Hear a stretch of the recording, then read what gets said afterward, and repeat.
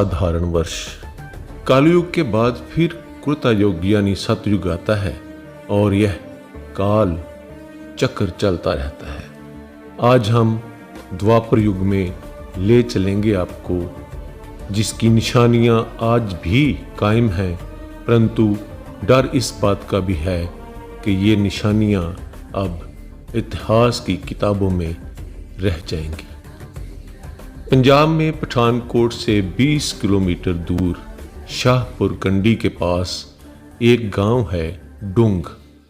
यह गांव अपने आगोश में द्वापर युग की निशानियां लिए बैठा है, जिन्हें आज से करीब 150 वर्ष पूर्व इसी गांव के एक साधु ने उजागर किया था।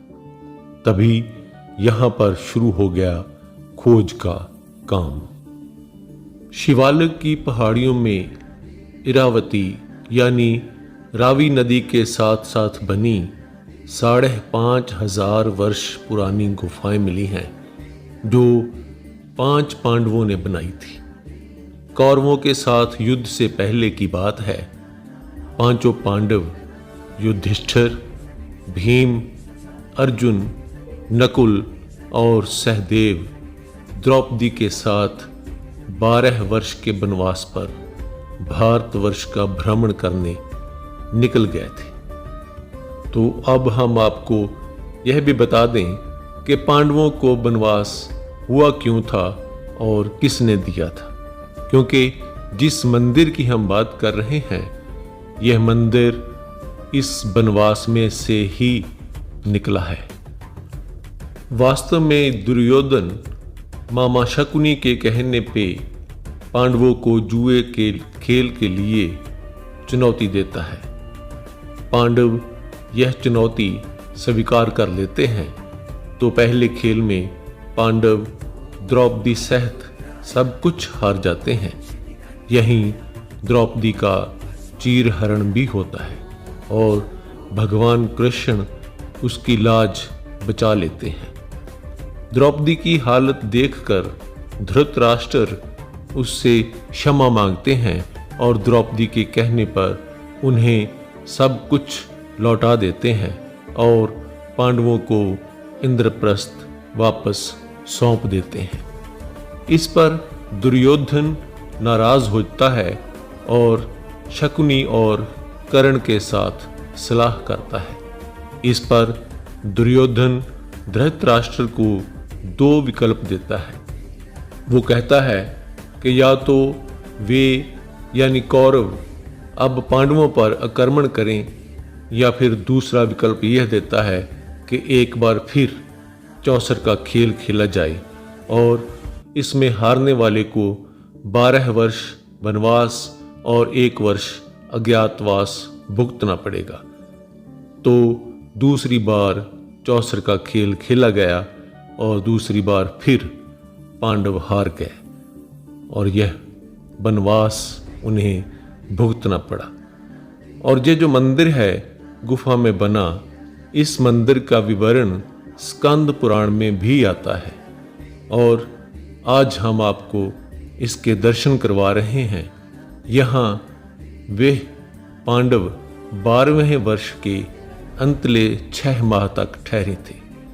इन गुफाओं में रहकर जप तप किया था, शिवलिंग स्थापित किया था और 6 माह तक यहीं पर रुके रहे। माता चिंतपूर्णी के दर्शन करते हुए होशियारपुर जिले के दसूहा से होते हुए वे जहां पहुंचे थे, उन्होंने 5 गुफाएं बनाई, जिनमें से यह मुख्य गुफा भगवान शंकर की है। इसमें ही उन्होंने शिवलिंग स्थापित किया और इधर माता द्रौपदी की रसोई है और सभी पांडव यहीं बैठकर भोजन ग्रहण करते थे।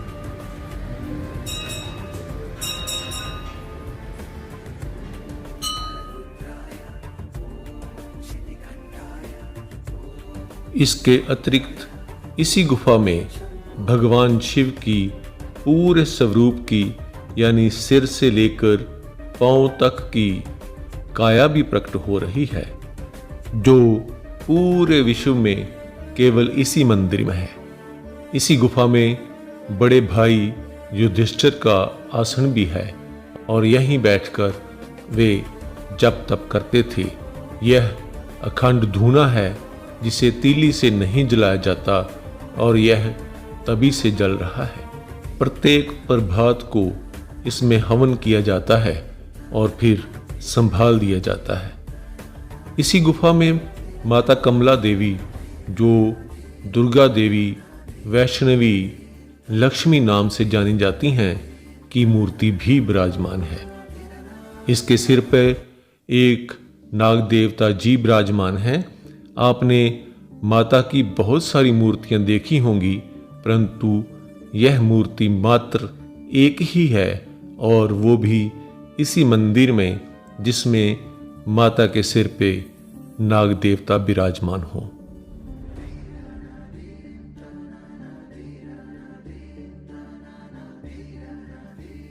इसी गुफा में भैरवनाथ और 9 देवियों की मूर्तियां भी हैं।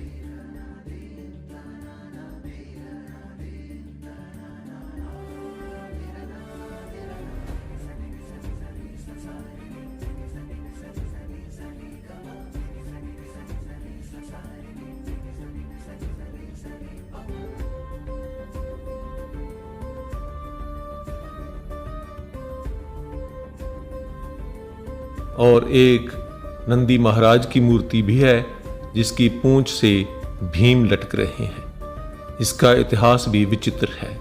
कहते हैं कि भारत भ्रमण के तहत जब 5 पांडव पश्चिम बंगाल में थे तो वहां पर 4-5 नंदीगण यानी बैल चर रहे थे। तो भाइयों को जागृति हुई कि यहीं कहीं शिवजी महाराज भी हैं।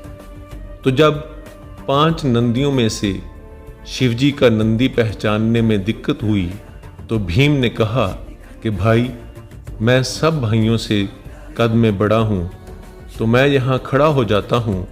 जो नंदी मेरी टांगों के नीचे से गुजर जाएगा वो नकली होगा और जो नहीं गुजर पाएगा वही शिवजी का नंदी होगा। इस तरह 4 नंदी उसकी टांगों के नीचे से गुजर गए। तो 5वां वहां से भागने लगा तो भीम ने उसकी पूंछ से पकड़ लिया। ऐसे शिवजी वाले नंदी की पहचान हो गई। इस तरह की मूर्ति एक तो यहाँ है, एक केदारनाथ में और 2-3 और मंदिरों में है। इसी गुफा में शिवलिंग की स्थापना पांडवों ने अपने हाथों से की, जिस पर लकीरें भी बनी हुई हैं। एक गुफा में पांडव ध्यान लगाते थे। वहां छत पर श्री जंतर बना हुआ है जिसके नीचे बैठकर वे ध्यान लगाते थे। पांडव यहाँ 6 माह तक रहे। स्वयं शिवजी ने यहीं उन्हें युद्ध में विजयी होने का वरदान दिया और यहाँ से वे विराट राजा की नगरी मत्स्य राज में जम्मू में अखनूर चले गए। वहाँ चनाब नदी के पास 1 वर्ष अज्ञातवास रहे। इस मंदिर की 5 गुफाओं में से 3 ही बची हैं। बाकी 2 गुफाएं इस पहाड़ के पीछे थी जो रणजीत सागर डैम में आ जाने की वजह से खंडित हो गई हैं। अब एक और डैम बनने जा रहा है जिसकी वजह से 5,500 साल पुरानी इन गुफाओं का अस्तित्व भी खत्म हो जाएगा। यह खतरा अब इन गुफाओं पर भी मंडराने लगा है। इस मंदिर को छोटा हरिद्वार भी कहा जाता है। यहाँ से एक गुफा हरिद्वार को जाती थी जो पानी की वजह से बंद हो गई, ऐसा माना जाता है। 1988 में इरावती नदी में बाढ़ आ जाने की वजह से ये गुफाएं और इनमें पड़ा सारा सामान बह गया था और एक साधु भी बह गए थे और दूसरे साधु शिवलिंग के पास ही उन्होंने परलोक गमन कर लिया था। पंजाब में मौजूद इस मंदिर में दर्शन करने का फल हरिद्वार के दर्शनों के बराबर ही मिलता ऐसा माना जाता है। इसकी 260 सीढ़ियां हैं जिन्हें उतरकर दर्शन करके वापस 260 सीढ़ियां चढ़ते चढ़ते जो जय भोलेनाथ के जयकारे लगाते हैं, उन शिव भक्तों के चेहरों का नूर देखने योग्य होता है।